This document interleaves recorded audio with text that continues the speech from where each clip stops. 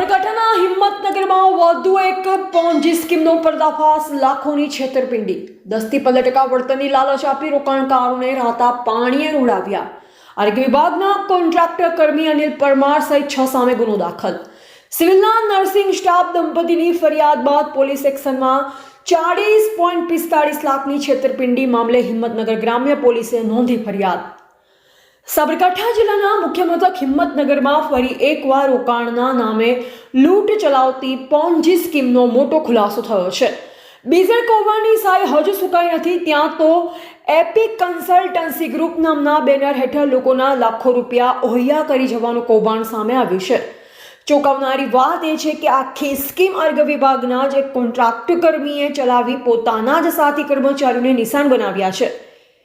હિંમતનગરના RTO circle પાસે office ખોલી બેઠેલા એપિક કન્સલ્ટન્સી ગ્રુપના સંચાલક અનિલ પરમારે માસિક 10 થી 15% ઊંચા વળતરની લાલચ આપી. આ લાલચમાં હિંમતનગર, અમદાવાદ, ગાંધીનગર અને અરવલ્લીના અનેકો રોકાણકારો ફસાયા. શરૂઆતમાં વિશ્વાસ જીત્યા બાદ જ્યારે રોકાણનો આંકડો મોટો થયો ત્યારે સંચાલકો ઓફિસને તાળા મારી ભૂગર્ભમાં ઉતરી ગયા.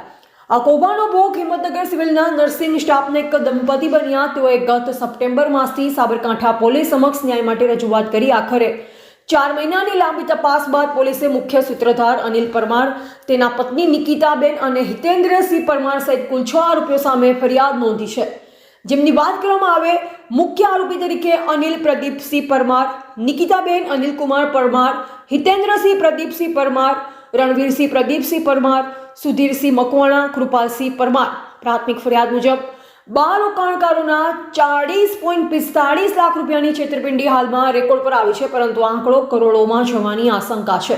સાબરકાંઠામાં બીઝર કૌભાંડ બાદ અત્યાર સુધી અડધો ડઝન પોન્જી સ્કીમો સામે આવી છે. શું પોલીસ આ ભૂગર્ભમાં ઉતરેલ ઠગોને ઝડપી પાડી રોકાણકારોના પૈસા પરત અપાવી શકશે? તે હવે જોવું રહેશે. હિંમતનગરમાં જે રીતે એક પછી એક પોન્જી સ્કીમોના શટરો ખુલી રહ્યા છે, તે જોતા લાગે છે કે ઊંચા વળતરની લાલચમાં સામાન્ય જનતા પોતાના જીવનભરની મૂડી ગુમાવી રહી છે. પોલીસ હવે આ ગેંગના અન્ય સાગરીતોની પણ શોધખોળ કરી રહી છે.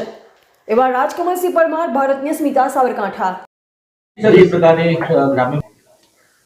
સાબરકાંઠાના હિંમતનગર ગ્રામ્ય પોલીસ સ્ટેશનની અંદર એપી કન્સલ્ટન્સી નામની એક ફોર્મની સામે મિતેશભાઈ પટેલ નાઓ દ્વારા એક ફરિયાદ દાખલ કરવામાં આવેલ છે, જેની અંદર એપી કન્સલ્ટન્સીના મેઇન ડિરેક્ટર જે છે અનિલસિંહ અને હિતેન્દ્રસિંહ, તે લોકોએ બંને સાથે મળી અને બીજા અન્ય 4 લોકોએ મદદગારી કરીને રોકાણકારોને 10 થી 12% મહિને વળતર આપીશું તેવી લાલચ આપી અને મોટી સંખ્યામાં લાખો રૂપિયાનું એમાં રોકાણ કરાવેલું છે.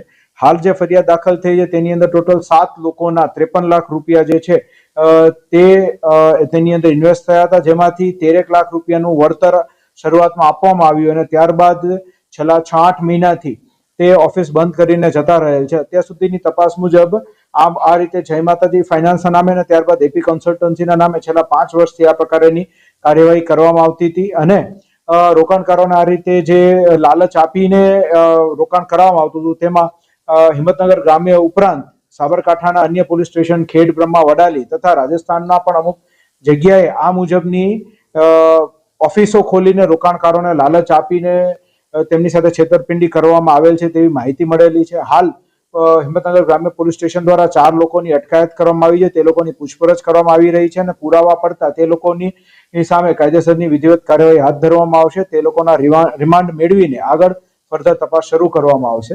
સાબરકાંઠા જિલ્લાની અંદર છેલ્લા 4 મહિનાની અંદર આ પ્રમાણે કોઈના કોઈ બહાને વિઝા ફ્રોડના નામે અથવા રોકાણના કરાવીને ફ્રોડના નામે ટોટલ 9 જેટલી એફઆઈઆર જે છે એ દાખલ કરવામાં આવેલ છે, જેમાં આરોપીઓ વિરુદ્ધ કાયદેસરની કાર્યવાહી પોલીસે હાથ ધરેલ છે. હાલ આજે 6 લોકો જે પકડાયા છે એ લોકો પોતાની રીતે કરી રહ્યા હતા, પરંતુ જે અન્ય પોન્જી સ્કીમો છે એ બધાની સાથે એ લોકોની કોઈ સાંઠગાંઠ છે કે કેમ અને એ લોકોએ સાથે મળી ક્યાંય મોટા પાયે રોકાણ કર્યું છે કે કેમ, તો એ બાબતની તપાસ પણ આગળના સમયમાં હાથ ધરવામાં આવશે. કોણ કોણ પકડાયા છે? 4 લોકોની અટકાયત કરી છે, જેની અંદર અનિલસિંહ અને સુધીરસિંહ સિવાયના 4 લોકોની અટકાયત કરવામાં આવી છે અને એ 4 લોકો છે તે લોકોની પૂછપરછ હાલ કરી રહ્યા છે.